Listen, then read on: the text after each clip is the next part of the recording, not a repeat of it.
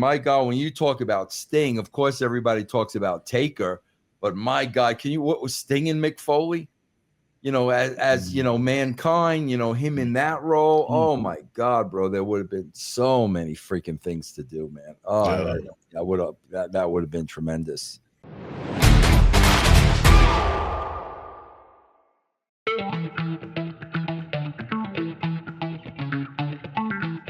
Let's talk about if Sting had come to WWE in 1998. What would you have done? God, that would have been awesome. Okay. What would you have done with them? And if Brett never gone to WCW, would he still have a spot? Oh, God. What, today or then? Then. Oh, God, yeah. You freaking kidding me, bro? Bro, listen, I swear to God, Brett was such a great freaking wrestler that his promo side is totally overshadowed. Bro, I don't care what anybody says. You go watch that US versus Canada stuff. Brett is freaking great.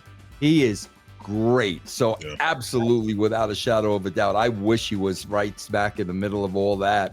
And I mean, my God, when you talk about Sting, of course everybody talks about Taker, but my God, what was Sting and Mick Foley? As Mankind, him in that role. Oh my God, bro, there would have been so many freaking things to do, man. Oh, that would have been tremendous. So Bret Hart, if you were there, of course, with the screw job, did y'all? I don't think no one's ever asked you this, or never heard anybody ask you this from this perspective of the screw job. Did y'all have any plans for Brett post screw job? No, because he was going to WCW. Right. Yeah. He's already. Vince had already told him, I can't afford to pay you, and he had already made the deal with Bischoff and was going. Right, but I know that y'all had things in mind, a little bit before, the date. And so around, so for instance, Survivor Series was November of 1997. Did y'all have any plans like in the summertime around SummerSlam or anything like that? When did Brett know that his time in the WWF was coming to an end? Yeah, bro, it was because Bischoff was giving everybody all these big contracts, and Vince didn't want Brett to go anywhere. So he offered Brett a big contract, and then WCW started going on that 83 run tear, whatever. And Vince, that's bro, people don't understand how in the red the WWE was at the time. They were in the red. And that's why Vince said, listen, I know I offered you this contract, but the reality of the situation is I cannot afford to pay you. And I will do everything I can and help you out in any way I can to position you to get as much money as you can from, WCW. So, they knew that prior to the Survivor Series, but I can't remember. I can't remember, bro. I know I interviewed Brett, and you guys can go back and look at the Raw magazine.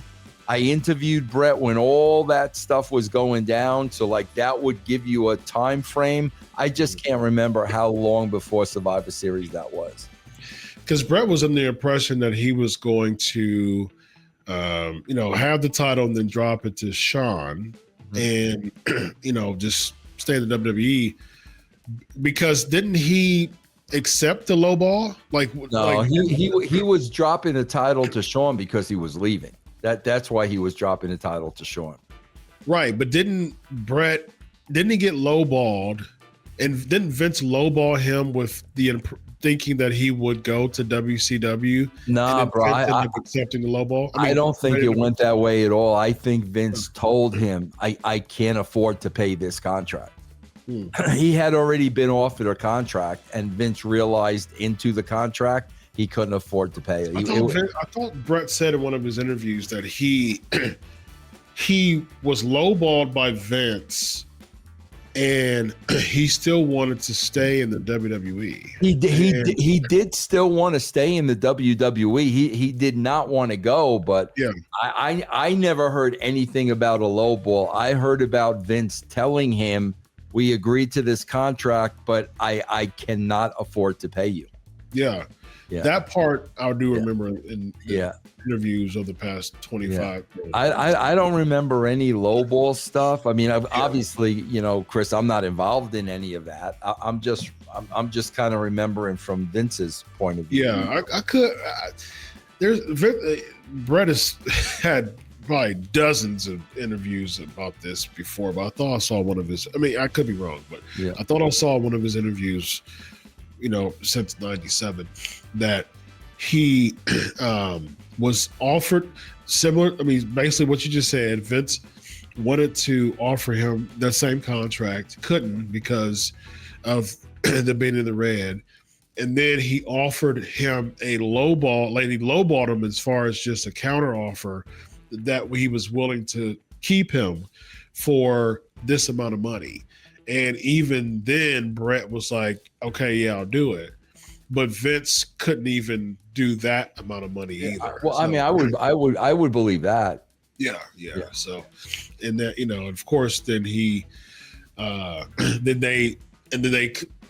even said yes, and then Vince was like, bro, even with that, I can't do it. The bottom line is, if they were not in financial straits at that point, Vince, it wouldn't even have been a thought in his head to let Brett go. Yeah. It was all financial, bro. And Vince was probably told by his lawyers and accountants that, bro, you can't afford this contract. I'm sure Vince was told, because I'm sure, bro, they were going over the books and looking at everything. Yeah. When you was there, did Vince ever mention Sting, or was he interested in Sting? Was there ever an impression that he had for Sting? Never, ever discussed. Wow. Yeah. Never had a discussion about Sting at all. Interesting. Yeah, of course, he ended up bringing Sting several years later, and he ended up losing to Triple H at WrestleMania, which to this day, people don't understand why that was the case. But at the same time, it was Vince McMahon's way to get back at WCW in the way that Vince McMahon does, ladies and gentlemen.